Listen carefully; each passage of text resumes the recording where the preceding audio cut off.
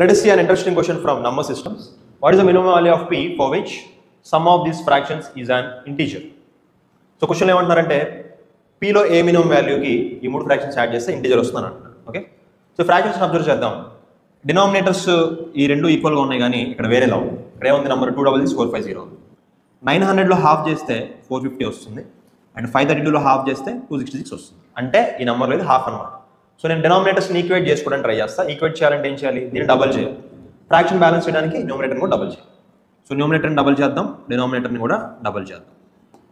532 900, right? ఇప్పుడు denominators అన్ని equal కాబట్టి నేను వాటిని యాడ్ చేసుకోవచ్చు. 532 900. Now coming to numerators, you can observe here p power 4, 2p square and 1. So this is a perfect square expansion. This is p square whole square, this is 1 whole square. Okay, so this is nothing but p square whole square and this is 1 square. So a square plus b square plus 2ab, 2 into p square into 1. Okay, so perfect square lo undi kabatti deenni manam p square plus 1 whole square అని రాసుకోవచ్చు.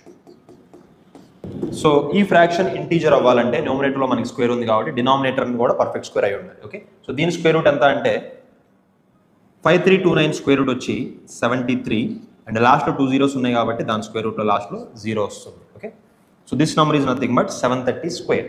So square మనం eliminate చేసుకుంటే p square plus 1 is equal to 730. So p square is equal to 729. So root of 729 is nothing but 27. That is our answer.